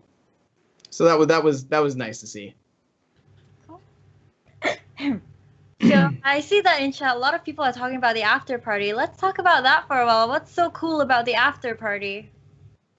I did not go, so we cannot really comment. So, Tim, welcome you to go ahead. Well, for those of you in chat right now, if you perhaps started waiting in line right when the beginning of this podcast, you would not be there yet. You would still be in line. All right, that was the biggest complaint I ever had, but it's a really cool place. Don't get me wrong. People jump up and scare you, and that made some people not happy, but other people thought it was really funny. It was a cool thing. It was on a boat, so I was right at home. It was crazy because they kept saying, "Why didn't you get to the front of the line? Just say you're the captain." I'm like, guys, I almost got a mutiny going. All right, I got like 200 angry, pissed off people waiting 2 hours for this boat. Help me take over the boat. Everyone drinks for free, and I had a lot of people liking that. So I'm glad I didn't do anything silly. But it's the same thing, when a guy dressed like a captain can start a mutiny. Twitch, please make the after party at a place that's a little bit bigger. And not to say anything bad about people that went to TwitchCon, but every bar in that place had 50 people wait. There's like 7 bars, 50 people waiting for a drink. I'm like, y'all lushes, get out of my way. But that was a personal complaint, But for the most part, it was cool. It was like a little circusy, jazzy thing. Vulcan might have a better explanation of the fun stuff that happened there. I was too busy, trying to find a way to tolerate that last 2 hours. What happened? So Right. Take it away, buddy. Sure. I also waited a long time. You took a ferry across we took a ferry across a lake to get to the line to begin our line standing process. And as we got on the ferry, people were getting off saying, "Don't go. It's going to take forever," which in all fairness, it did.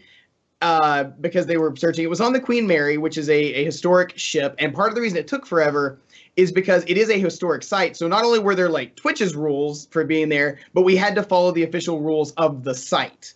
And one of their rules was like no Sharpies, no pens, no nothing, because that way you can't write your name on the railing of the ship or, something like that, deface the property.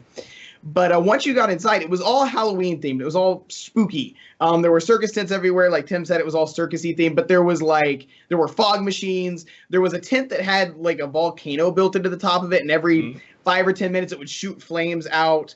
There were fire twirlers. There were people doing Lyra, which is like a suspended hula hoop that you twirl around and do fancy acrobatic things that I would have to go see a physician afterwards. I couldn't do that. But there was a bar you could go on the ship, and there were lounges. There were multiple haunted houses set up. There was a 4D theater you could go into.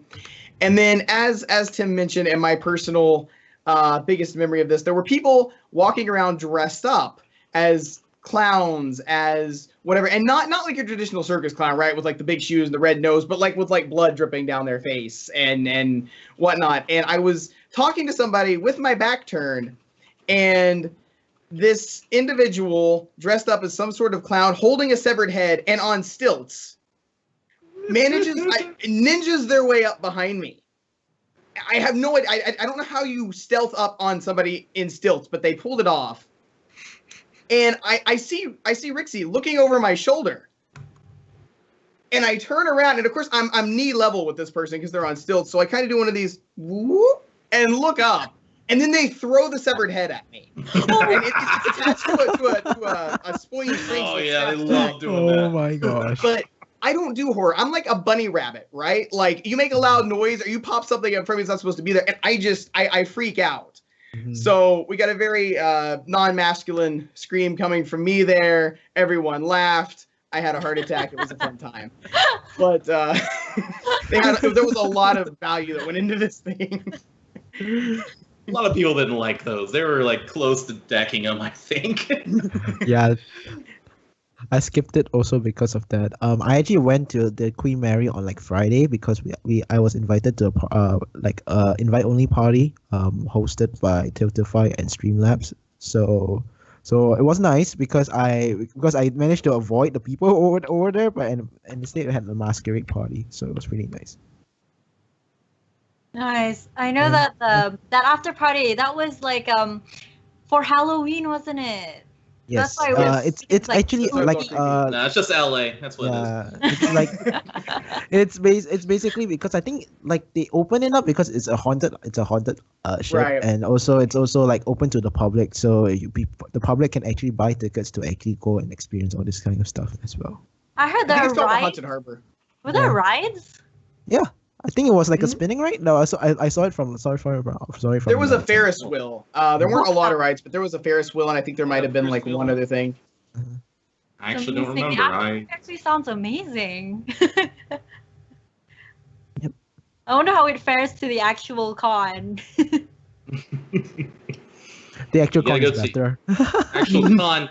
The after party, when you go to a bar afterward, was the best part. I met up with people that I didn't even think to know. Apparently, I met up with someone who was on a meet and greet at one point, and I was like, oh, hell, I didn't know that. Like, these people were partners or whatever, but we were at there's some bar in LA, or in Long Beach, where they had Tenacious D, shot a movie there or something like that. It was a really cool place, and there was like maybe 7 other Twitch people there, and the line between me walking in the door and getting a drink, it took seconds. It was beautiful, and I almost cried. And I forgot bars closed there, but I had a fun time, and I met up with some people. And there was like I said, some people were actually, they were in line, or they were in line for that after party, and they just gave up. They just completely said, "Nah, we're not even gonna worry about that."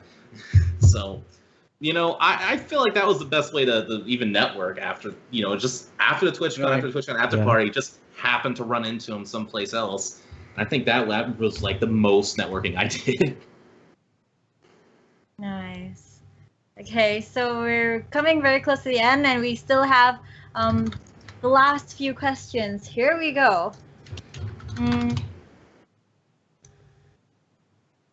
At the end of the con, did you meet anybody to collaborate with? Anyone big? Oh, I could answer this. This was actually one of the pictures that I posted in the gathering part of in Fundever Discord. But we had like 50 plus musicians attended our house party, and we basically would stream for like 5 hours, and people were alternating playing all the instruments. Was playing on the violin for some of the parts as well. We had like drums, guitars, piano. I think also some of the woodwind instruments as well. So I think that was like that's the biggest collab ever. Jamming session, huh? Yeah, a jamming session, a 5-hour jamming session with rotating people.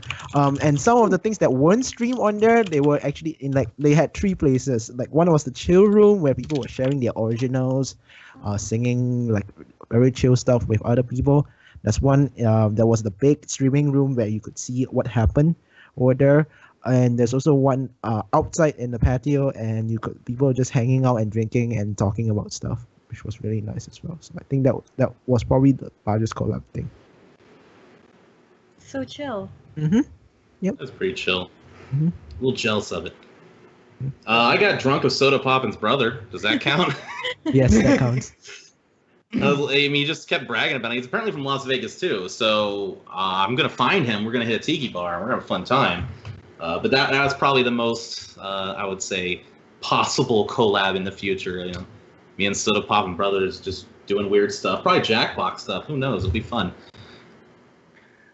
I made a contact or two at Warframe that I've sort of been talking to because I would like to do some partners things with them. Other than that, I actually, this wasn't even at the official con. I sat next to somebody who was partnered on the on the flight back, and so we got to talking, and we're kind of on one another's hosting lists and things like that. So that was really cool.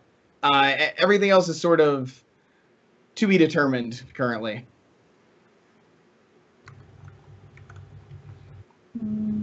Do you think everyone should go for TwitchCon? What could one gain from attending? Everyone should go to TwitchCon because you get to that, because the main purpose for me to go to TwitchCon was to meet people, and I basically did that and I was so happy that I did that, because meeting people was like the largest, like at the top of my list. It wasn't because of really much of the con itself. It was basically because of meeting the people that I wanted to meet. That makes sense. I would say for anyone that if you want to go to TwitchCon, give it a try. Give it a try. Just say 1 year you're gonna do it, and put the money aside and just give it a shot. Because I really think, of all things, that you should just, especially if you're an introvert, like a lot of people tend to be, just break out of your sober shell here and have some fun. Go out there, meet up some people and just, enjoy yourself. It's like a vacation for you, and it's a way to network and vacation at the same time. Totally worth going at least once. It may not be your cup of tea, but you gotta at least try it. Definitely, I agree with Tim. If you have the opportunity to go, I think you should take it. I at the end of the day, sort of real talk here, whether you go to TwitchCon or not is not going to make or break your channel or your stream. You're not going to suddenly be partnered because you went to TwitchCon, or suddenly blow up because I mean, I guess you could, but for the most part, that's not really what's going to happen. But I think it's a great opportunity for us, for people as content creators or as community members, particularly if you stream, whether that's part-time, full-time. It is a very time-consuming thing, and if you do it for an extended period of time, everybody gets sort of trapped in their own little bubble. Whether that's because you're full-time and you eat, sleep, stream, and you don't get to go out to the outside world, and then you wake up one morning and go, "What the heck? It's snowing. What month is this?" Or or just because maybe you're doing it part-time and then you're balancing job, eat, sleep, stream. Things like that. It's a really good chance to sort of get outside of your own little echo chamber and see the rest of the community, see how everyone else acts, realize you're not alone in all of this, and that there's lots of other people who do that, and it's a really good way to get perspective. As we've talked about, it's a great way to meet new friends, connections, people to hang out with, that kind of thing. And it's definitely if you have either an interest in streaming or being just a bigger part of a Twitch community, maybe you're just a really dedicated viewer and you're not really interested in streaming, but you love the platform and you love, hanging out in different communities. That's also a great way to immerse yourself in the Twitch culture and everything else. And it's something, if you have the opportunity, that you should at least experience once, just to get that feeling of community and to see how everyone else who does this exact same thing. Absolutely, and meeting your chat's also a huge important thing too. It's just really cool to see the faces with the names and just like, wow, you are like really mean to me when I'm streaming, but you're a really nice guy, and like I know they're messing with me, but just like it's so cool to see the face behind the snark, So it's really cool to add a face to a name, and it's another huge thing I really love. Definitely. I'm sure you guys have inspired some of our viewers to attend TwitchCon one day. What would you advise to them if they were to attend? Step 1, kick out Leyland. Oh, no, he's back. It crashed. Step 1 ruined. Wow. So the third time. Wow. Go ahead, guys. Go ahead. What do you think? Go ahead. I think start early. If you think you would like to go, start planning months in advance. So because tickets go fast. If you're going to need to get a hotel, those sell out just immediately. Mm-hmm. Things like that. So definitely, as early as you think you might want to go, start prepping then. Whether that's getting funds together, looking at flights, try to kind of get that together. The earlier, the better. And then wherever TwitchCon is at, the surrounding area, like I said, everything gets really expensive the closer you get to TwitchCon, and it gets really crowded. So if you're looking to save some money, staying in an outlying area that's half an hour away is not a bad idea, and then taking Ubers or that kind of thing. Because I promise you, the hotel that's across the street that you can walk over to the convention center from is going to be gone. Unless you want to pay exorbitant prices. I would also say if you're going to drink, if you're going to go to all these parties and everything else, which you definitely should, prep for that starting like a week beforehand, as far as like drinking water, trying to be a little healthy, that kind of thing. Because something I've heard a lot of people talk about, I dodged this, but almost everyone I talked to afterwards was like, yep, I'm sick. Like everybody got the post TwitchCon flu. Yep. And which is no fun. And so trying to start a little beforehand in terms of, taking vitamins, water, whatever, is going to help you avoid that. Be flexible with your plans. Find some stuff beforehand you want to go. Definitely look at the agenda, the panels, all that stuff. But just have it as a loose framework and just go with the flow. You're going to have a lot more fun that way. You're going to meet a lot more people that way. It's going to be a much more genuine experience. Get there early. Be prepared to stand in lines. Yay. I would say. Sorry. Go ahead. You go ahead. All right. Number one thing that I learned that I should have said a long time ago: don't burn out. It's something that, as a big guy, I don't like moving around all that much and standing. So after couple minutes, I start feeling a little uncomfortable. So it started to get to be a point where I'm like, near the end of the day, I'm like going, whew, oh man, I really hope I don't have to wait 2 hours for this after party thing. And knowing my luck, guess what happened? But the idea is like afterwards, I'm just get so tired. Like, I don't think I can get up early enough for this next thing. Like maybe I give myself an extra hour, and then maybe that turns into, I don't even want to do this. Like, I'm done. That's the thing. That's happens when people come to Vegas too. Like friends of mine will come here and they'll get destroyed on the first day, and then the rest of the time they're here, they're just in stay alive mode. And that's nice and all, but you live here for a while, you start to learn how to work everything in, and I think it's a very good skill to have. If you have that skill, you'll survive much better at TwitchCon, to not burn out and have a good time and still be able to have a good time on the other days as well. I would add to what both of them said, and yet first of all, definitely prepare early. I know that this past TwitchCon, it was announced in January. It was that early, yeah. So I would assume they would announce something around the same time this upcoming year. So if you know that you're gonna go, and once it announced where, so you probably want to start scouting around the area if once it's announced. And what Rixley said, which I definitely agree, is bring a bag. They would give you something. They gave me a TwitchCon bag last year. They gave us a fanny pack this year. The fanny pack does not put a lot of things, unfortunately. So if you want to carry some of the larger stuff that you like got from like paintings or whatsoever, you probably want to get a bag to store all those kind of stuff as well. I would also say, oh, yeah, sorry, go do you ahead. have somewhere to add, Leland? No, Okay. no, go ahead. Okay, something I mentioned earlier that I kind of wanted to reiterate is if you go to panels, that kind of thing, and it gets to be the end of the day. It ends at 8 p.m. and it's 7 p.m. The panels, the events you intended to go to are done. Those are knocked out.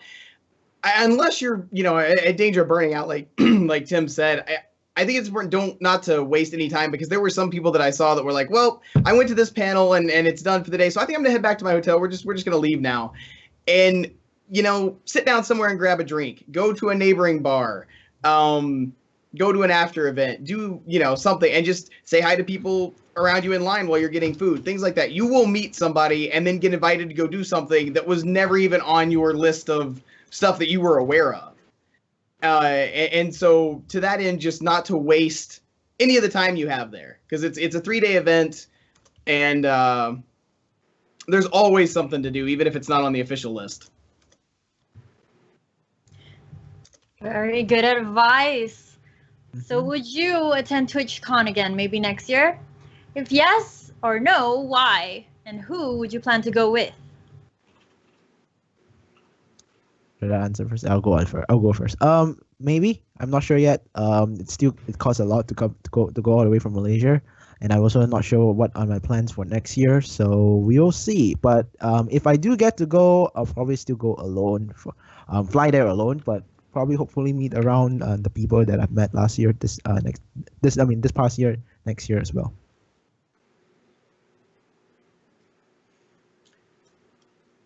I think I will definitely be trying to go in the future.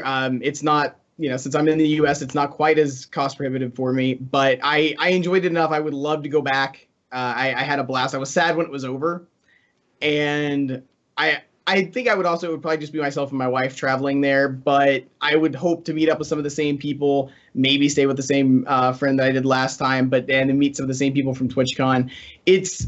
We're not to that point yet, but I went to a streamer whose community I'm a part of, rented out a room in a nearby restaurant, and his community was there for several hours, and we all had dinner together and hung out and that kind of thing. And I don't think my community is quite to that point, but one of my personal goals is to someday be able to go and do that and meet the people that come into my channel and, have everybody get dinner and just hang out. I don't know that we'll be at that point by next TwitchCon, but that's one of my personal goals moving forward as well, is to be able to do something like that, because that was really neat. Cool. That is awesome. Coming soon to Tim the Captain stream, win a chance to carpool with the Captain to next TwitchCon. It might be cool to bring a crew along. It might be cool to get some people, just have a big group together and just, have a really darn good time as a crew. That's a nice thing. So I would say that would be something that's different for me, because I basically went solo and just came like this solo and made a bunch of friends just doing what I do. But going to a place and having a bunch of people already there, ready to rock with me, that's takes some pressure off me too. But I'm always able to have fun from it. So yeah, I like the idea of bringing a crew with me, and I might actually consider making that a thing on my channel, have people carpool with me. We'll see. We'll see where it's at. I don't know where it's at. So good idea. I know definitely if I go next year, I'm going to be messaging Tim on Twitch and be like, hey, where are you? I want to say hi. That's right. If we get reception, yes. Yeah, that. Or just leave Post-it notes everywhere and hope you find them. That's probably a good idea. That's actually not a bad idea, to be honest. I was going to put my phone on strobe and attach it to my head. You'll find me eventually. There we go.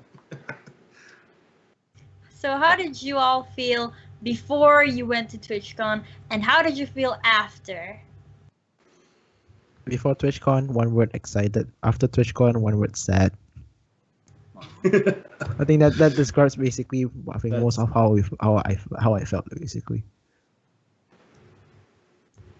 God, I was exhausted when I was super excited, jumpy, soberish. It was nice, and then I got there and I had a great time, but I was just exhausted by the end of it. Like, it was really fun, but it was just, it drained me, and like, I ate a big meal right when I left anyway, so it was a problem driving back because I was so tired. But yeah, I would say, like, afterwards, it's draining. It's really draining, but, you know, feeds off the energy of everyone around you so they can stay young. So Yeah, I was running on 4 hours sleeps, 4 hours sleep, like for the 3 days I was there because I didn't sleep enough. What were you doing? Well, I was there. I was up awake until for every single day, like we had like something on at night. So on first day, I had the masquerade party, and that ran until like midnight. I went back home and slept probably at like 2 or 3 a.m. And woke up at like 7 or 8. But I did not get out until like 10 or 11 on second day. Then on second day I skipped the after party and went to a mini concert in Pasadena. So it was really nice right there, and I got back home at like 2 a.m. as well. So it was pretty.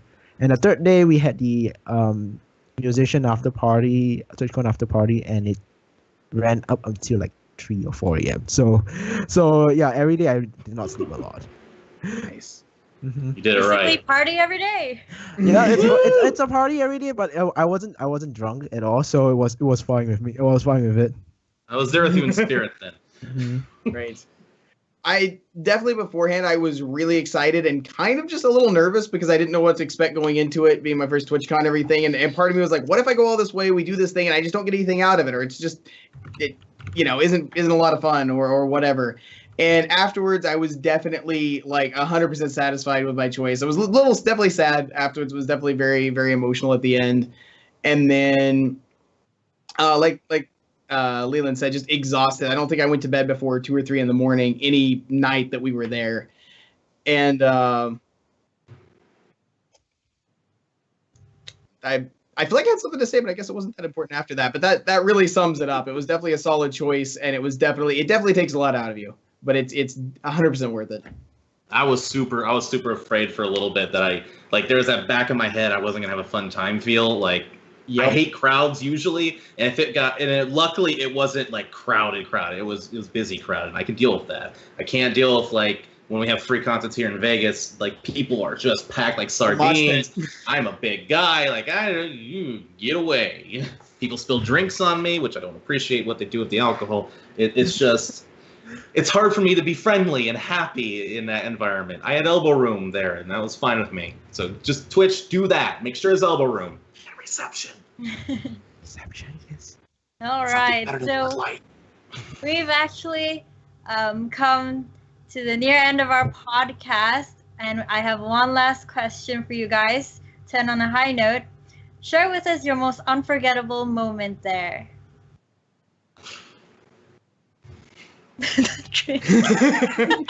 Summed up in animation. I think I sound like a broken recorder at this point, but I was like, every single day I managed to meet like people that I wanted to meet. Couldn't meet all of them, but also most importantly, every single day I saw people performing. I was a part of that at some point as well. It was really fun. We got to hang out with a ton of cool people from Twitch, the music community. So yeah, I think that was like the most unforgettable moment. Probably the highest part is we managed to do a song all together in a group, like at least like 30 or 40 plus people right there singing Fix You by Coldplay. So that was really nice.